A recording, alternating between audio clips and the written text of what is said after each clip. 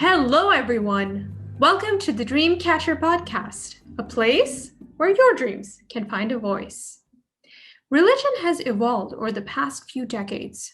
More and more people feel disillusioned with or detached from organized religion, but they still long for a deep, rich inner life that's defined by purpose, meaning, and reflection. My guest today, Thomas Moore, says that we don't have to live an exclusively materialistic and rational lifestyle, and that we can develop our own personal spiritual style, either inside or outside formal religion. Thomas is the author of 24 books, including the #1 New York Times bestseller, Care of the Soul. In his youth, he was a Catholic monk, and later on, after receiving a PhD in religious studies, he became a university professor and a psychotherapist. In his work, he brings together spirituality, mythology, depth psychology, and the arts, emphasizing the importance of images and imagination. He often travels and lectures, hoping to help create a more soulful society.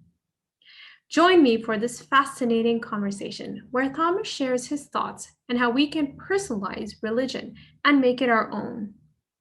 He offers several conventional and unconventional pathways to access mystical experiences and integrates spirituality into our everyday life.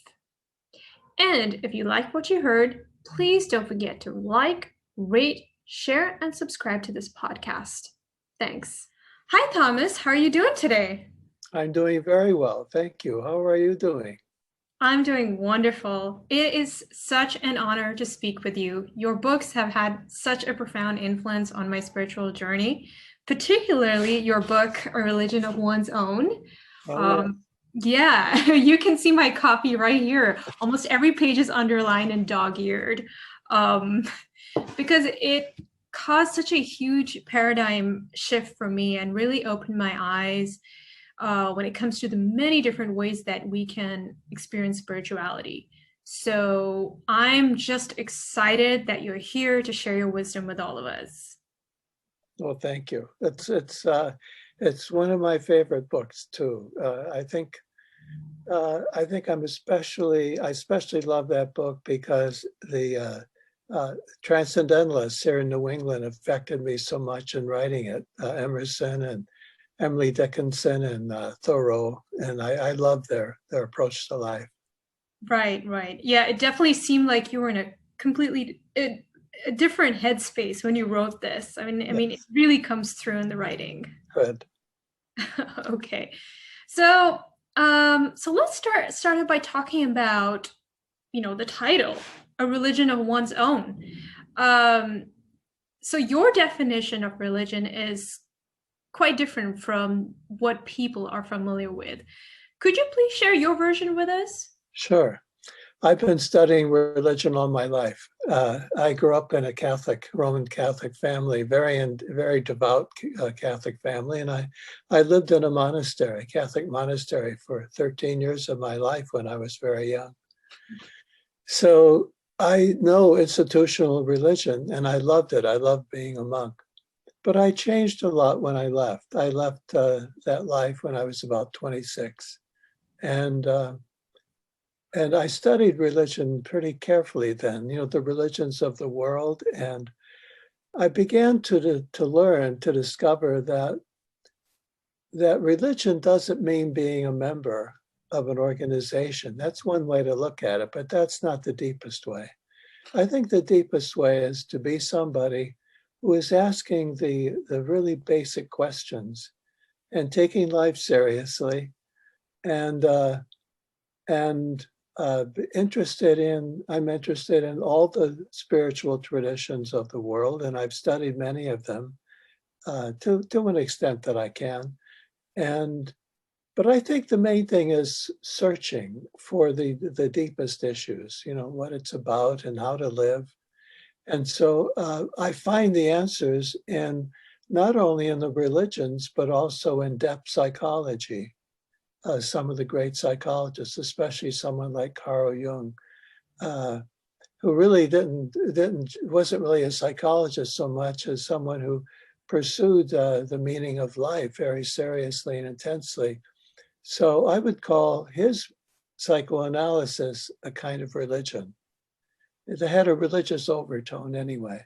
So as I continue to expand my notion of religion, to me today, religion really means the way you live. If you live in relationship to a sacred world that has a dimension of infinity to it that you can't understand, and you actually live that living of it, to me, is the religion.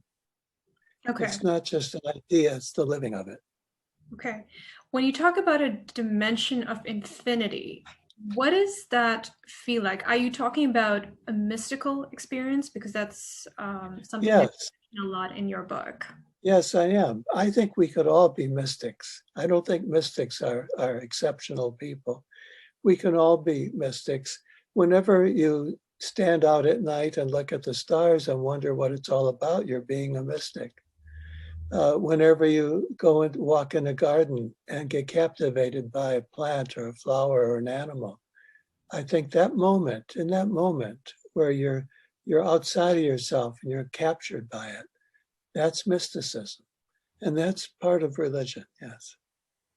So it's that sense of wonder and awe, like, wow. Yeah, Yeah. it's very important to have those feelings because if you don't, you live in a very small world. And I don't think it's possible to live peacefully with each other on the planet if we have that small world where I have to take care of myself alone. I think that mystical experience opens you up into a bigger sense of connection to the rest of the world. Right. But don't you think that the way the modern world is set up, it kind of dampens that sensibility in us? I mean, we had it when we were kids, but as we grow up, the rational mind takes over, and we have so many demands on us. So in a way, people lose that. Yes, I think that's a really beautiful point. Children have religion naturally. They really do. I think, I'm not saying they're all religious people all the time, Of but course. I mean, they have these moments where they are naturally religious, where they can surrender themselves to the magic of what's happening in the world around them. Mhm. There's something other than themselves. They're open to almost anything. But as we get educated and we learn how tough the world is, we become jaded and cynical. And I think we lose that natural religion. And that's so important as a basis for any kind of religion at all. Yeah, and unfortunately, there are some people who view that as being naive or some tree hugging kind of way of living, you know? Yes, I've met those people. Yes. And well, uh, I get accused of that sort of thing sometimes, not too often, because I try to present my ideas in a very solid way as much as I can. But it's true, but it's easy to be open to that kind of thing. And maybe some people do have a rather superficial way of doing what I'm just describing.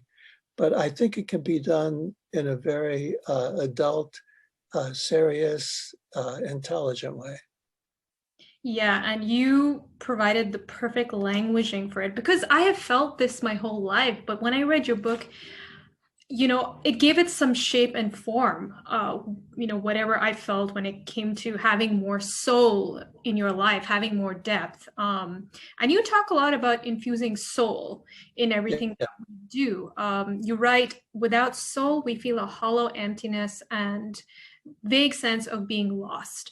So, could you explain what you mean by that? What do you mean by soul? I think there's much more to us. First of all, that's the first step. There's more to us as people than what we intend and what we understand and what we can explain and our ego, in trying to look out for ourselves.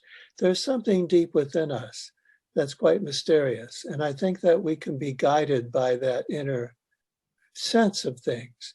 If you can trust the movement of your heart and your intuition, uh, and if you can allow yourself to have a lot of experiences and not be afraid, but to really allow life to happen and to shape your life according to what you feel, you sense that life wants of you, then I think that that's where your soul is. It's you, but it's other than you at the same time. If you're cut off from that, all you've got are what people tell you in the media Yeah. and what everyone else thinks. And that's not right for the individual. The individual person needs much more. Right. And so when you talk about soul, you're talking about having that sense of self. A deep sense of self that it's paradoxical. It's weird to say maybe, but it's other at the same time that it's yourself. It's that you go so deep into yourself, or it doesn't even have to be that deep. Just a sense that you might have the sense sometimes that you just shouldn't do something, that you had that feeling, or you may have a regret and conscience about what you have done, or you may notice that life is shaping you somehow, that things are happening that are mysterious and odd, like meeting people that you become very close to, or maybe even have a very deep romantic relationship with. You meet by accident. And so accidents and the magic of everyday life is also part of being open. Being open to that is having a soul. How do we develop that sensitivity to all these coincidences, these synchronicities, and kind of interpret it in a way that makes sense to us, that we see the pattern? Okay, the first step is an odd one. It's a strange one. I learned as a monk. Monks are taught to resist the world. They create these monasteries and go and live their own life and their own community life. And they often talk about the world out there, like they resist the world. I think that all of us, to some extent, have to resist being caught up in a world that doesn't have soul. So that's the first step, is say, I'm going to be a little odd. I'm going to be eccentric and unusual. I don't care what people say, what they think of me. I'm going to be different from the crowd. And that's the first step of turning toward your own soul, because it's the soul that makes you individual. Mm-hmm. That deep inner life of yours makes you a real individual. So to sustain that, I think you have to, all along the line, have this idea, well, I'm not just going to be what everyone wants me to be or what the culture says I should be. I'm going to follow my own guidance somehow of who I am, and go my own way. And that's a first step toward it. Then I think we need to have people in our lives who value this approach as well. I know it's been very important for me to have certain friends. I don't have a lot of them, but I have some who appreciate this approach to life. And being in touch with them and having conversations with them helps sustain it quite a bit. And the third thing I do, I put a lot of stock on learning, to learn. There's so much to learn about this way. There's so many people in the past who have done this. We can learn by reading the lives of so many interesting people who have lived this way, to follow their own direction. Like I said, I paid a lot of attention in writing this book to Henry David Thoreau.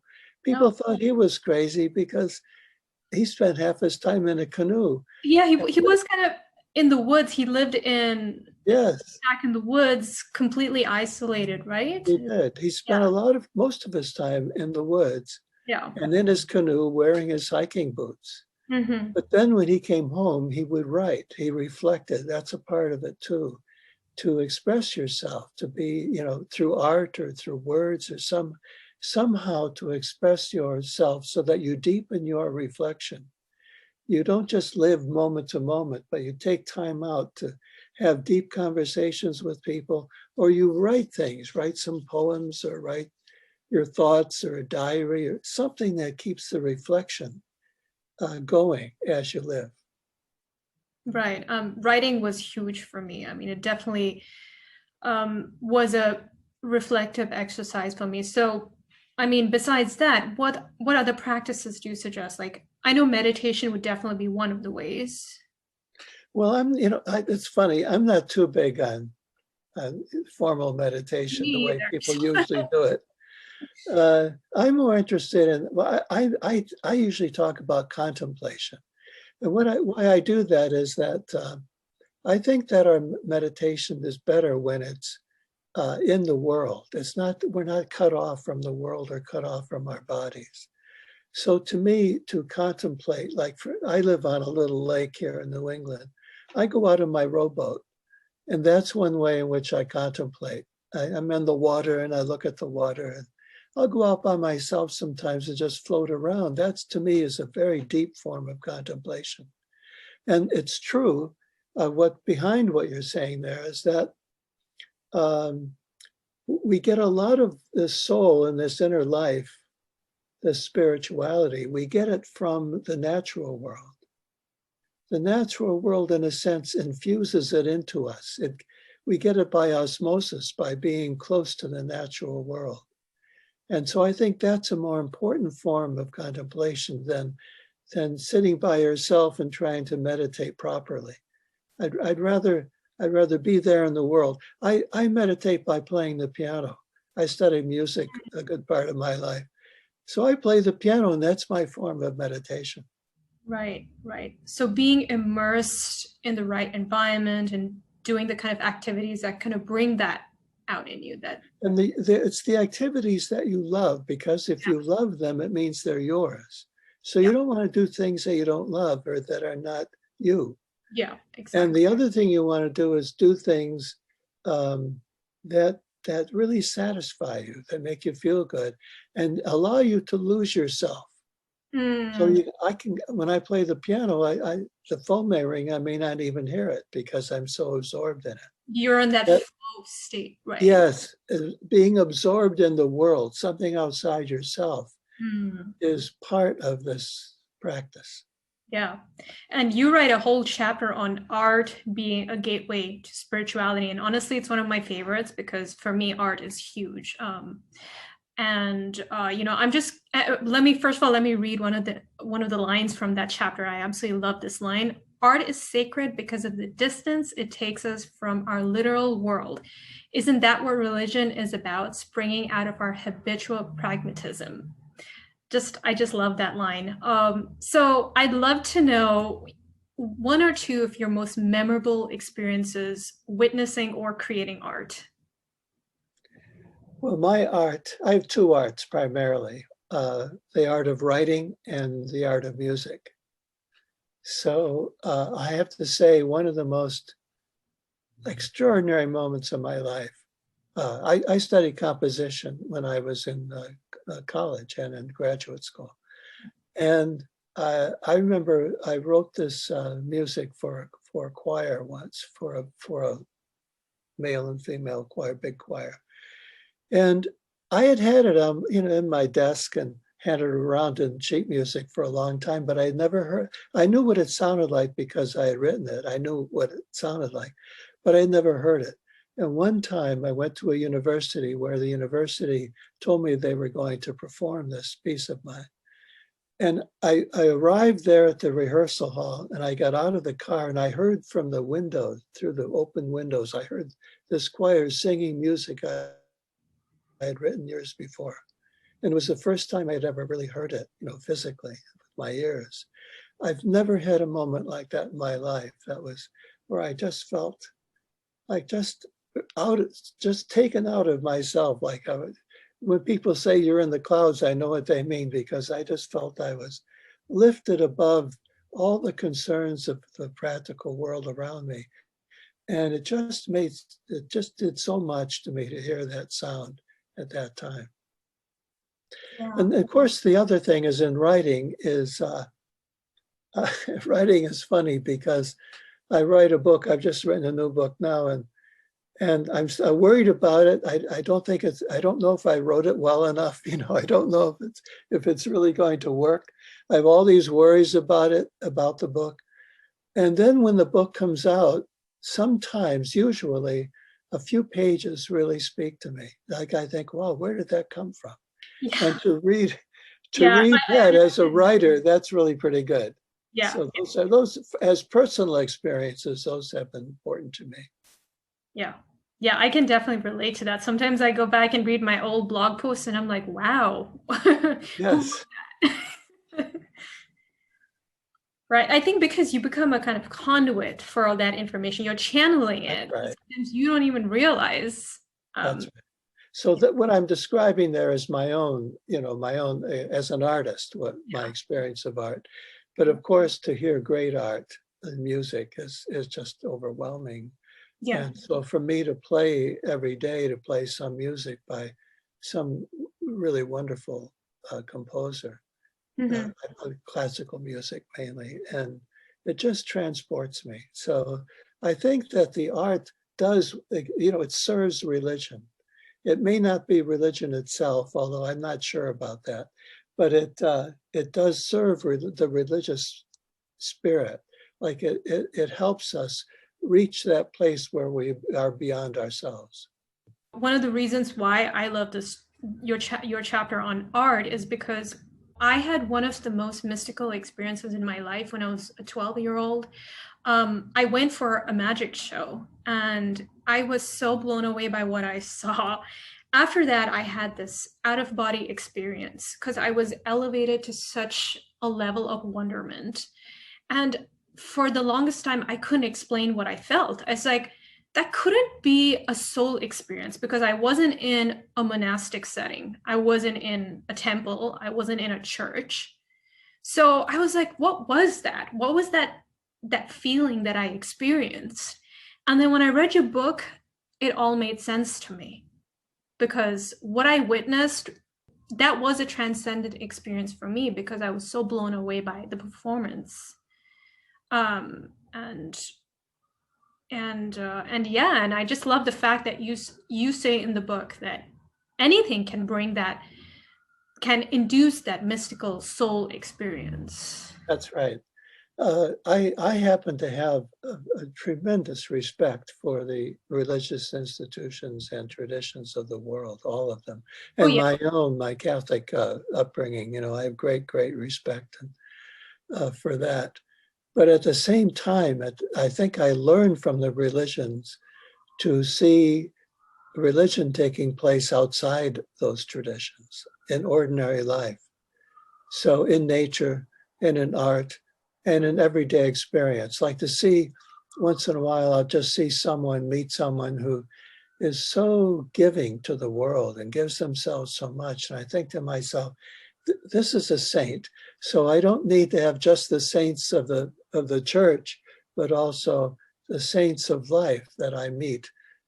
These are holy people who have learned to give themselves Sure. so selflessly. Yeah, and you definitely encourage people to explore religion, their own religion, but also other uh, Yeah. religious and spiritual paths. But what advice do you have for those who don't know where to start? Because there's so much, right? That in your book you give so many great um, options in terms of different spiritual paths that they can explore. But where do they start? And um, if they feel blocked, what do they do? Like, for instance, if they came from a very rigid, institutionalized kind of upbringing, like how do they break through? It's very difficult to do that because those things are, uh, they come into us as children. We have all these ideas of what religion is and should be.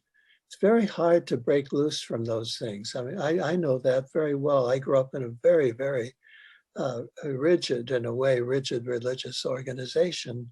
It Mhm. was wonderful for me, but still, it really is very tightly put together. And it took a lot for me to move away from that. And what causes it? I mean, to some extent, I'm afraid that it's life itself giving you opportunities. You have to be open-minded and have an open heart to take a risk, because it is a risk.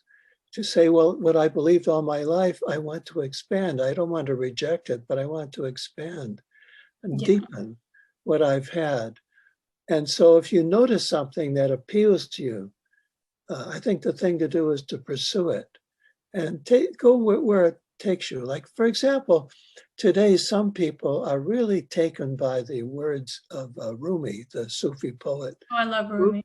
Yes. So people, oh, that's great. And some people might say, oh, everyone does that, and that it's sentimental sometimes. Well, that's all right.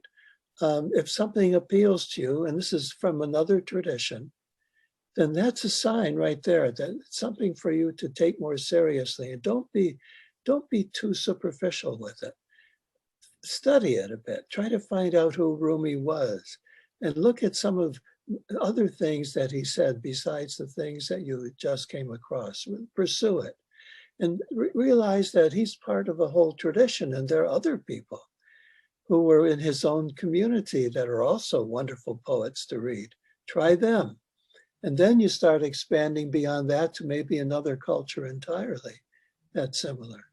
I always encourage people to read the Tao Te Ching from China, because it's so easy to read and it's so helpful and inspiring, gives you a foundation for a deeper life. So there, and then as you go, it's endless. You don't have enough time in your life to do it all. There's so much that you could do to fill your life.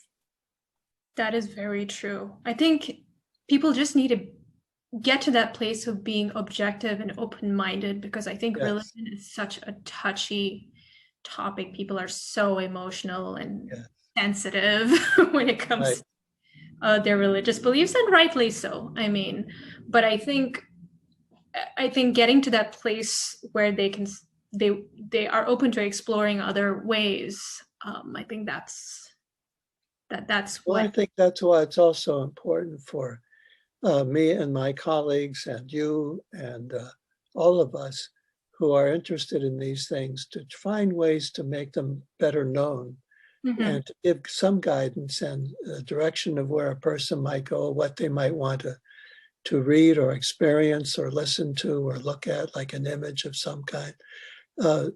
Some things have to be taught. We just have to have somebody to point them out to us. Yeah, I mean, I honestly, this was such a novel concept to me. It's like, it wasn't until I read your book that I actually could find a way to express what I felt and to really feel okay about exploring other pathways. So, I mean, yes, I'm sure that a lot of people, I mean, I'm always recommending your book to people who I feel like are searching, who just feel a little bit disillusioned with religion, So yes, exactly, and it's true that that religion has been taught in ways that are not good. It's been, people have been taught from childhood that other ways are not good and they're false. And all this emphasis on truth. If you notice in my books, I never use the word truth, like I possess the truth or anything like that. What we are doing is we're deepening, exploring, and trying to find. We're on the hunt for a way of life that is deeply satisfying and that leads you to a deep sense of ethics, where you really live in the world in a way that is useful to others and open and kind, and all these things that come from finding your path. Right, and you do it in such a liberating way, as opposed to religions that tend to be very fundamentalist, and they kind of constrain you and your way of being. For some people, it might work. I'm not saying it.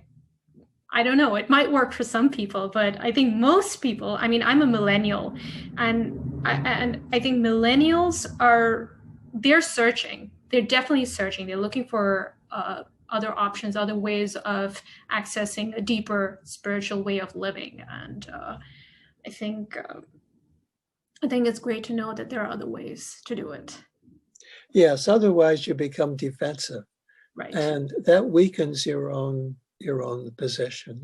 To be defensive and protective, to be what's the word, xenophobic, afraid of the other, or to be closed-minded to other approaches. That's not an expression of strength. That's a weakness in your own position. So to be able to be open without losing what's important to you. I think that people who are very attached to their religion, whenever I say that, I think of my parents who were good Catholics all their lives. And I think it's wonderful, whatever they had. And it was a much narrower approach than mine, but it was rich. And I don't think mine is any better than theirs, but Mm, it's different because we're living in a different time. And so I really treasure people who have uh, a, a church, a religion, a way of, that's fixed and somewhat limited. That has its own value. But right. when it gets defensive and aggressive, then it Yeah. becomes weak. Yeah. It's kind of like you get into ego mode, like my way is Yes. the way. Yeah. Yes. Yeah. Yeah. As long as they're able to achieve that depth and really Yes. access to spiritual, mystical experiences, it works. That's right. Right. Right. Thomas, I mean, we could talk all day. I Yes, just, I think so. but yeah, I think we better end it here. Thank you so Okay. much for your wonderful and profound insights. It's just Thank you, Celine. a pleasure. I know that you have a new book coming out as well. Yes. I have a new book out on May 25th, 2021, called Soul Therapy. I've been a psychotherapist a good part of my life, and I write in this book about how therapists can deepen their work, and also how every person is a therapist at times when you have deep and important conversations with your friends or family members. Wonderful. It's been so wonderful talking to you, Thomas, and I so appreciate you being here with all of us. Thank you for having me. Enjoyed it very much being with you.